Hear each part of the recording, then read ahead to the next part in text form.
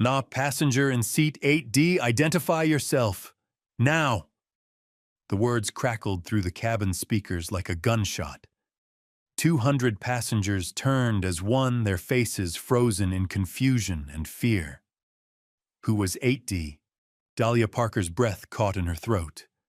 Her hands gripped the armrest knuckles white. The emergency lights painted everything blood red. She stood on trembling legs, and every eye in the cabin locked onto her. This shy girl was about to become the center of something she never imagined possible. It was supposed to be the quietest flight of her life.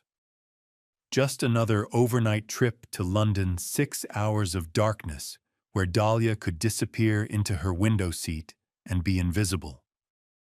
That's what she did best. Disappear. At 26, she cleaned aircraft cabins at JFK. Not the person flying the planes, not serving drinks. The person who came after everyone left, scrubbing seats and vacuuming carpets in the dead of night. 2 rows ahead sat Benjamin Caldwell, CEO of Caldwell Avionics, the man whose technology controlled half the commercial jets in North America. Designer suits, first-class ticket. The kind of man who never looked twice at people like her. He glanced up from his tablet, now jaw tight, watching as 2 flight attendants moved toward Dahlia, like she'd done something wrong. Whispers spread like wildfire. What's happening? Is she dangerous? Why her? Dahlia followed the flight attendants forward, her face burning. She caught her reflection in the galley mirror, thin, pale, forgettable. The kind of woman the world looked through, not at. For 3 years, she'd cleaned the very planes she used to dream about flying. 3 years since her brother Noah died in a training accident that shattered everything she thought she knew about herself. She'd made a promise at his funeral: stay, small stay, quiet stay, on the ground where people like her belonged. But the cockpit door stood half open just ahead, and through it came a sound that made her blood run cold, an alarm she'd only heard in one place before. A place she'd spent 2 years visiting in secret. A place no one knew about. A young co-pilot stumbled into view, his face drained of color, eyes wide with panic. "Does anyone here know emergency procedures?" His voice cracked. The captain collapsed. The autopilot just failed. And he looked barely older than Noah had been. "I don't know what to do." Dahlia's hands began to shake. But not from fear, from recognition. She'd run this exact scenario before. Not in a real cockpit, she had no right to be in a real cockpit, but somewhere else. Somewhere she'd been teaching herself things a cleaning woman had no business knowing. Benjamin Caldwell's voice sliced through the chaos. "You cannot seriously be considering this." The senior flight attendant looked desperate. "She's listed as cabin safety trained for cleaning." Benjamin interrupted coldly. "Not for anything else." Dahlia met his eyes for just 1 second. Then she looked past him at the slumped figure in the captain's seat. She thought of Noah's last words to her: "The sky doesn't care who you are, D." "I don't fly planes," Dahlia said quietly. "But I know what not to do when everything's falling apart." She pulled something from her pocket, a creased, worn index card covered in faded handwriting. Benjamin stared at it, then at her. And for the first time, something shifted behind his cold expression. Something like recognition or fear.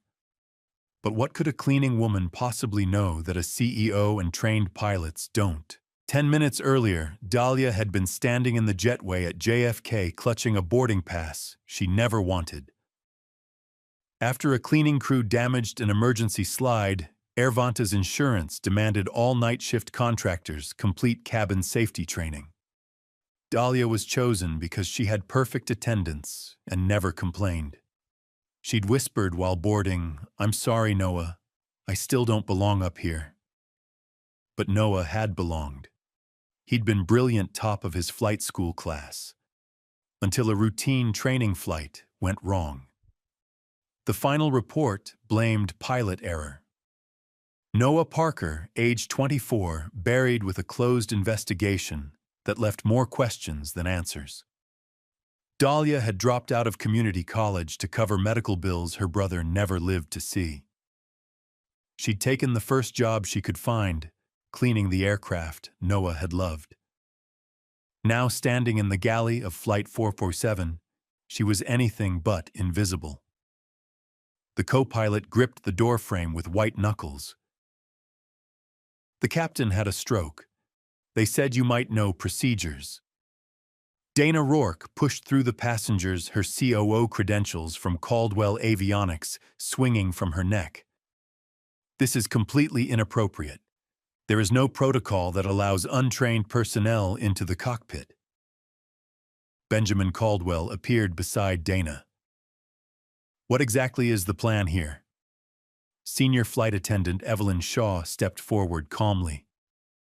The plan is to not crash. The captain's incapacitated. First Officer Brooks has never handled a total autopilot failure in actual flight. He needs someone who knows the emergency standby checklist. And you think she does? Benjamin's eyes moved to Dahlia. I've practiced the scenarios in a simulator, Dahlia said. That's more than anyone else on this plane has done, Brooks added desperately. Dana's jaw tightened. The liability of crashing into the Atlantic is considerably higher, Evie cut in. She turned to Dahlia. Can you read a checklist clearly under pressure? Dahlia nodded. Can you keep your composure when people are screaming? Another nod. Then she's coming forward with me. Dana grabbed Evie's arm. If anything happens, this falls on Air Vanta. If we do nothing, Dahlia said quietly, it falls on them. She gestured toward the cabin.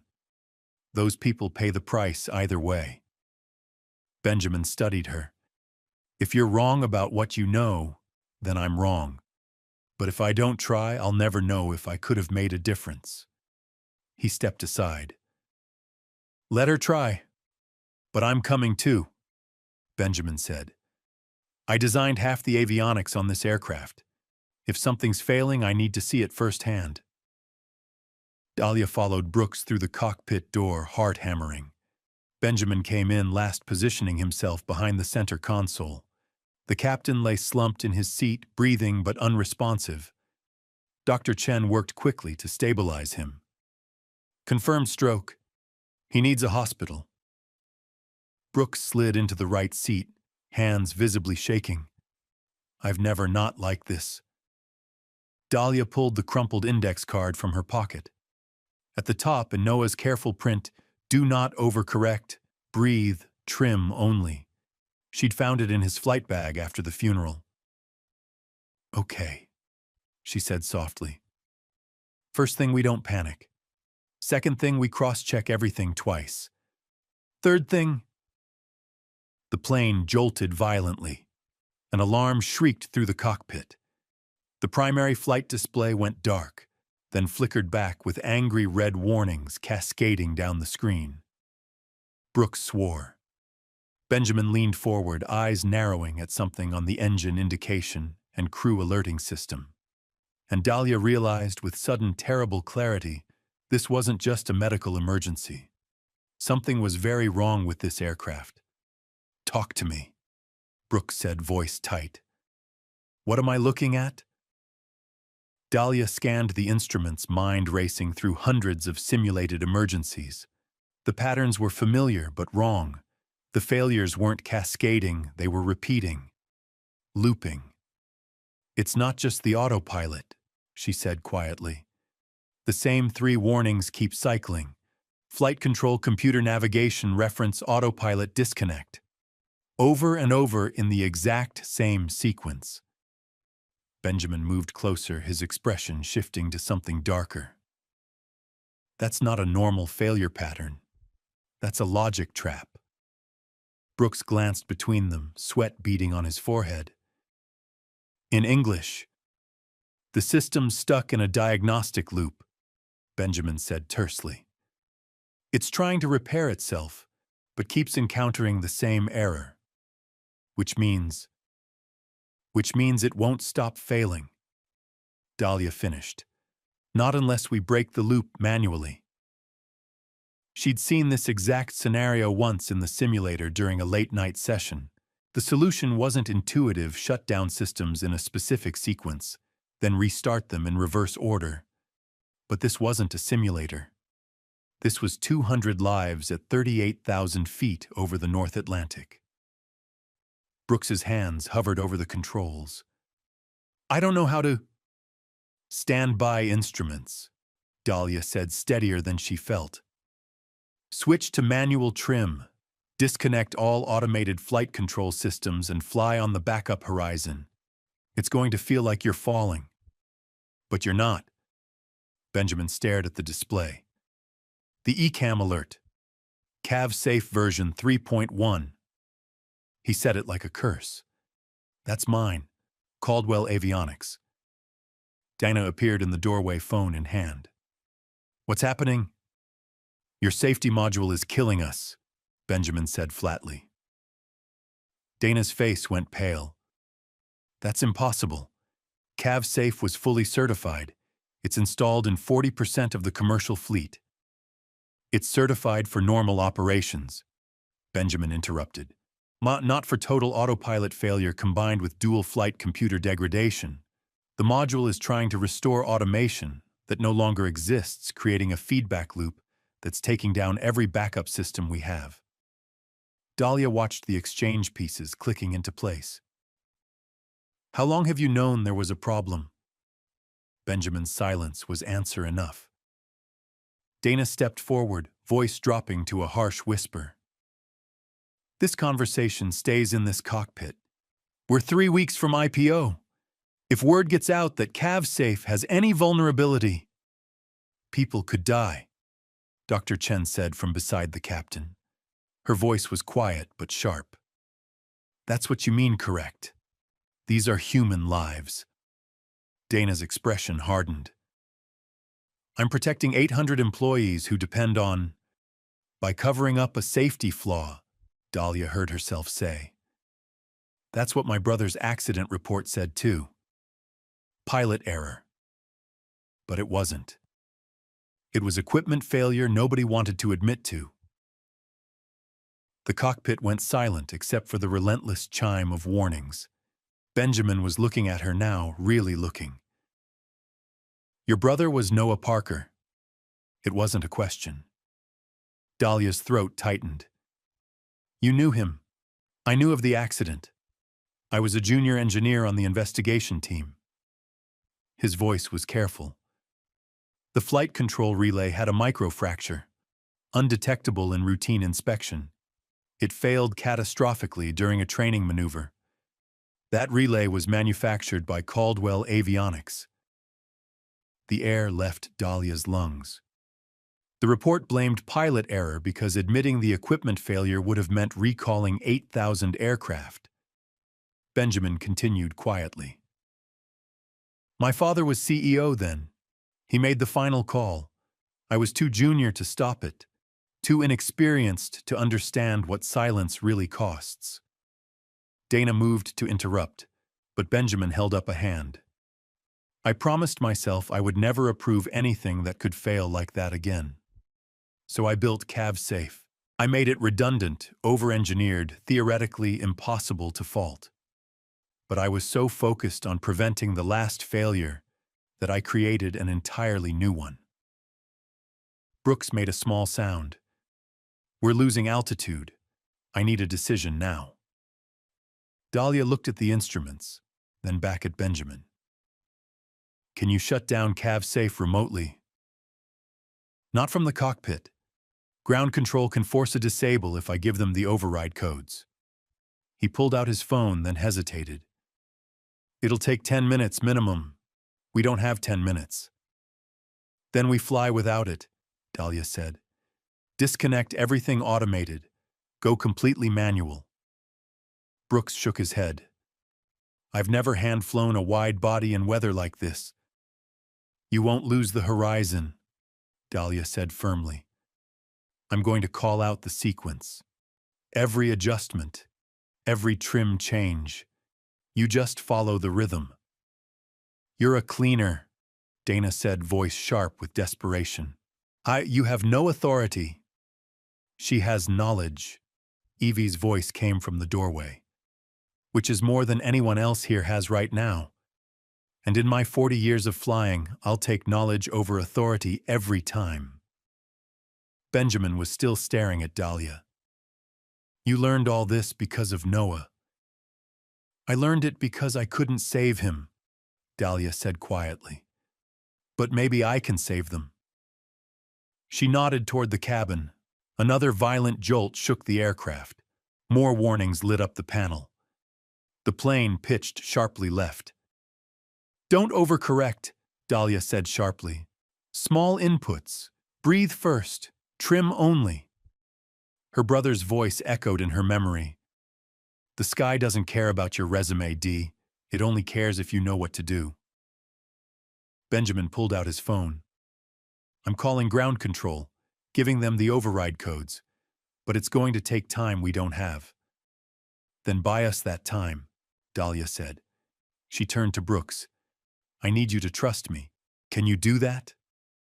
The young pilot looked terrified, but he nodded. Dana grabbed Benjamin's arm.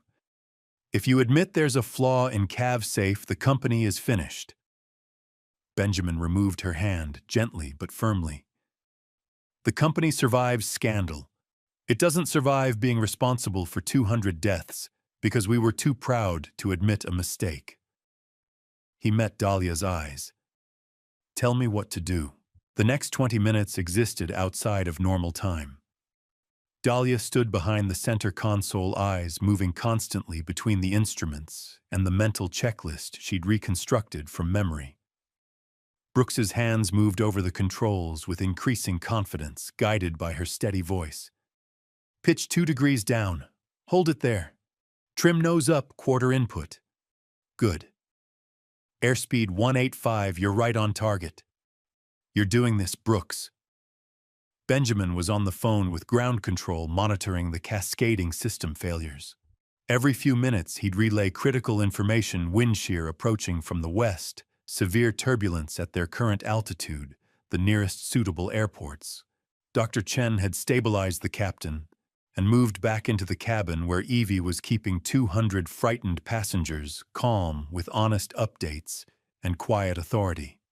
Dana stood in the corner of the cockpit, silent now, her earlier protests exhausted. Ground control wants us to divert to Shannon in Ireland, Benjamin said. They're alerting emergency services now. Brooks nodded, carefully adjusting their heading. How long until they can disable the module remotely? 8 minutes. Maybe less if the authentication goes smoothly. We don't have 8 minutes, Dahlia said quietly. She was watching a new pattern emerge on the displays. It's starting to interfere with the hydraulic flight controls now. Look, pressure dropping in System A. Benjamin cursed under his breath. It's trying to re-engage automated functions that aren't available. The more it tries to fix itself, the more systems it corrupts. Can we pull the circuit breaker? Brooks asked. CavSafe is integrated into the primary avionics bus, Benjamin explained grimly. Pull that breaker and we lose everything: instruments, communications, navigation. We'd be flying completely blind. Dahlia's mind raced through everything she'd learned. There had to be a way to isolate the malfunctioning module without destroying the entire system. The mode control panel, she said suddenly. It's trying to restore the autopilot functions through the MCP. What if we power down just that specific interface? Benjamin's eyes widened. That could work. The MCP has its own dedicated circuit. If we kill power to it, the module loses its primary input pathway. It might stop the feedback loop entirely. Or it might cascade the failure even faster, Dana interjected. If you're wrong. I'm not wrong, Benjamin said. but his hand hesitated over the circuit breaker panel. Dahlia understood the hesitation completely. This was the moment he'd been avoiding for years, making a critical decision under intense pressure, with lives hanging in the balance. "Benjamin," she said quietly, "I know you're afraid of being wrong again. But doing nothing is also a choice. And right now, it's the wrong one." He looked at her, and in his eyes she saw a mirror of her own deepest fear. The terror of standing where you don't belong, making decisions you're not qualified for, gambling everything on knowledge that might not be enough. "If this works," he said carefully, "we'll have maybe 90 seconds before the module realizes what we've done and tries to route through backup pathways. Brooks will need to establish full manual control in that window." Brooks's jaw tightened. "I can do it." "And if it doesn't work," Benjamin continued, "we could go into an uncontrolled descent."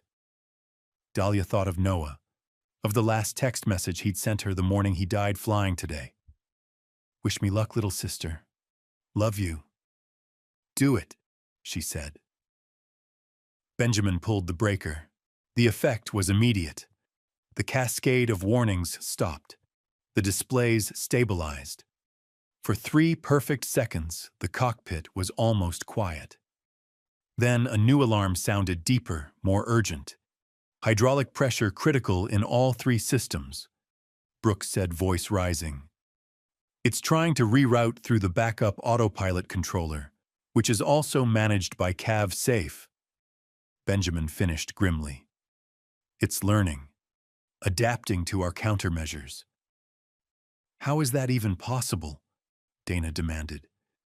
"Because I designed it to be adaptive," Benjamin said. "I wanted it to be smart enough to prevent every possible failure scenario. I made it too intelligent."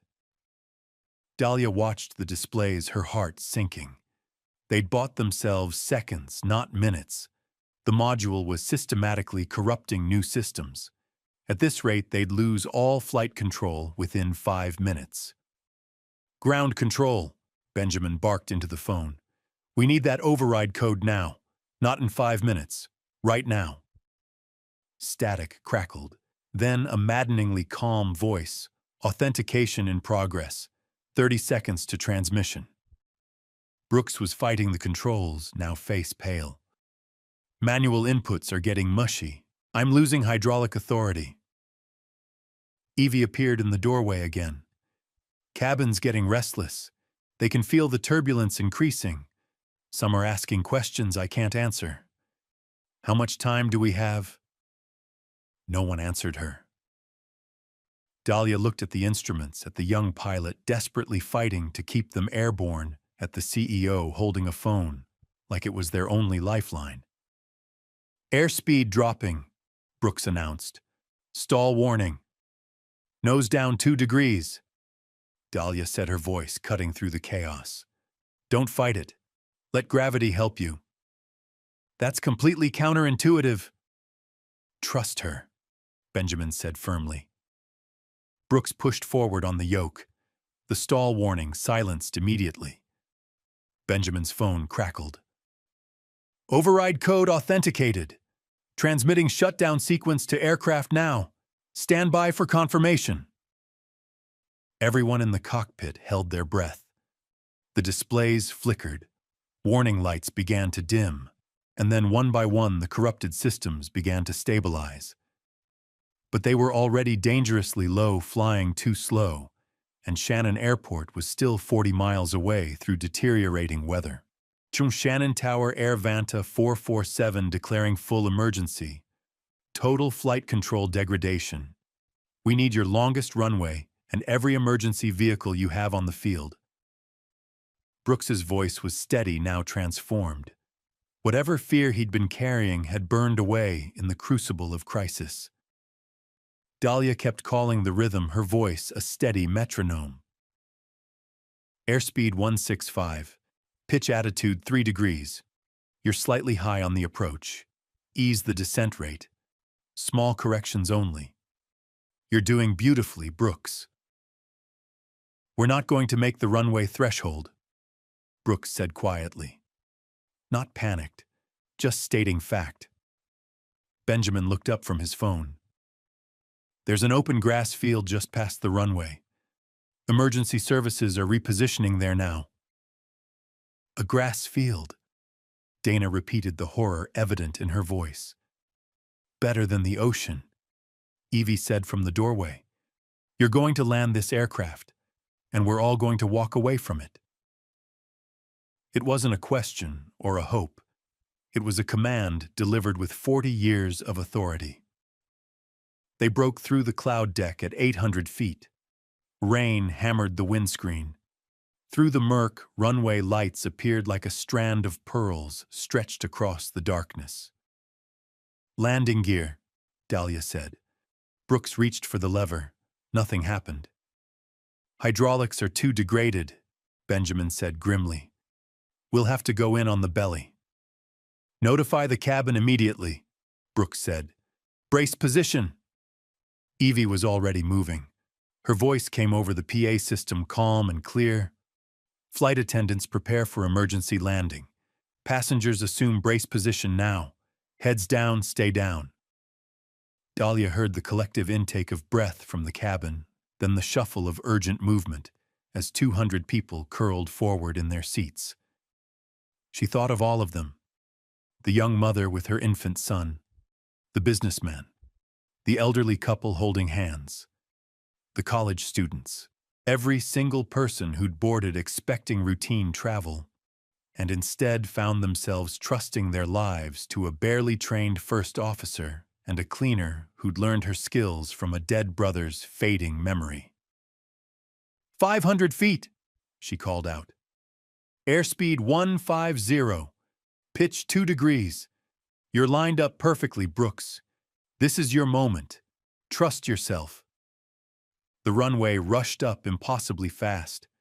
Brooks's hands moved with surprising grace, making tiny adjustments, feeling for the invisible currents beneath the wings. 100 feet. 50. Pitch up slightly. Flare now. The plane kissed the runway once, twice, then settled hard with a grinding screech as metal belly met wet pavement. Sparks fountained past the windows in brilliant cascades. The world became nothing but noise and violence and forward motion that refused to stop. They slid off the paved runway onto grass. The plane shuddered violently, yawed hard right. Something tore away from underneath with a sound like a gunshot. Metal screamed. Then, impossibly miraculously, they were slowing. Slower, slower. Until finally, with one last groaning shudder, they stopped. For a moment that stretched into eternity, no one moved. No one even breathed. Then from somewhere in the cabin, someone started crying. Not in fear, in relief. The sound spread through the cabin. Crying became laughing, laughing became cheering. 200 people simultaneously discovering they were still alive. Brooks sat back in his seat, hands finally shaking now that the crisis had passed. We made it. We actually made it. Dahlia leaned against the console, her legs suddenly unable to hold her weight. We made it. Benjamin was staring at his phone where a new message had just appeared. From Dana's email account. Sent 48 hours earlier to the Caldwell Avionics Board of Directors, recommend delaying CAV safe patch until post-IPO. Risk assessment indicates minimal immediate safety impact. Timing is critical for optimal stock valuation. He looked up at Dana, who had gone absolutely deathly still. There was a patch, he said quietly, each word weighted with terrible understanding. You knew there was a problem, and you buried it for stock prices.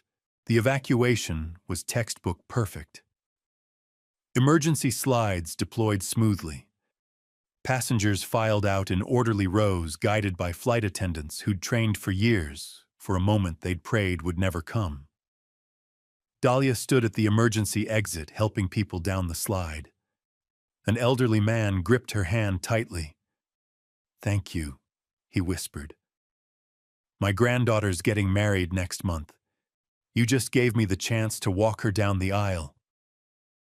A young mother paused at the exit, her infant son against her chest. The baby was crying, but the mother was smiling through tears. She looked at Dahlia with wonder. "My son is going to grow up because of you." "The pilot saved you," Dahlia said gently. "I just helped them remember what they already knew." But the woman shook her head firmly. "No. You stood up when you were terrified, because it was the right thing to do. That's what I'm going to tell my son when he's old enough to understand." By the time the cabin was empty, dawn was breaking over the Irish countryside in shades of gold and pink. Emergency vehicles surrounded the wounded aircraft. Medical teams were treating minor injuries, mostly bumps and bruises, nothing serious. The captain was already on his way to the hospital stable and expected to make a full recovery. Dahlia found Brooks sitting on the damp grass, still in his uniform, staring at the damaged aircraft. She lowered herself down beside him. "You did good up there," she said softly. "We did good." He corrected, voice hoarse with exhaustion. "I would have been dead in the first 10 minutes without you calling that sequence. You would have figured it out eventually. Maybe, maybe not." He looked at her with new eyes. "Why didn't you ever get your license? You're better than half the commercial pilots I know." Dahlia was quiet for a long moment, watching the sunrise paint the sky, the same colors Noah used to describe when he'd come home from training flights. "I thought I didn't deserve it. I thought standing near the sky was something I'd lost the right to when Noah died. And now—" Before she could answer, Evie appeared, her silver hair catching the early morning light. She sat down on Dahlia's other side with a satisfied sigh. "You know what I've learned in 4 decades of flying," Evie said. "The best people are usually the ones who don't think they're good enough. The ones who question themselves, who stay humble, who never forget what's truly at stake." She looked at Dahlia with genuine affection. "You were always there. In the simulators at night, in the training videos, learning everything you possibly could. People just didn't see you until they desperately needed you." "I'm still just a cleaner," Dahlia said softly. "No," a voice said behind them. Benjamin stood there, his expensive suit jacket gone, tie loosened, looking more human than he had during the entire flight. "You were never just a cleaner." He held out a business card. On the front, the Caldwell Avionics logo in understated silver. On the back, in careful handwriting, "You were never just a cleaner." "BC, I don't handwrite promises lightly," he said, meeting her eyes. "I live by them. When you're ready, if you're ready, we have a position for someone who understands that safety isn't about perfect systems or flawless technology. It's about good people making brave choices when everything is falling apart." Dahlia took the card with hands that had finally stopped shaking. She read the words again, then looked up at the man who'd designed the system that nearly killed them all, and who'd had the courage to dismantle it when it mattered most. Across the muddy field, a news crew was setting up cameras and lights. The story would be everywhere by noon. But for now, in this quiet moment before the world rushed in, 4 people sat together in the grass and watched the sun rise over Ireland. They had survived. They had done the right thing. They had been enough. And sometimes Dahlia was beginning to understand that was everything. 6 months later, the Noah Parker Aviation Scholarship was officially announced, funded entirely by Caldwell Avionics, created specifically to help people like Dahlia, who'd been kept from the sky by circumstance rather than ability. Benjamin met Dahlia at the flight training center on a crisp autumn morning. She stood hesitating at the door of the simulator, old fears still whispering that she didn't belong. He extended his hand to this inspirational woman who'd changed everything. One step at a time. I'll match your pace. She took his hand and stepped forward into her future. Because worth doesn't come from a title or a position. It comes from daring to stand in the right place even when you're terrified. Especially when you're terrified.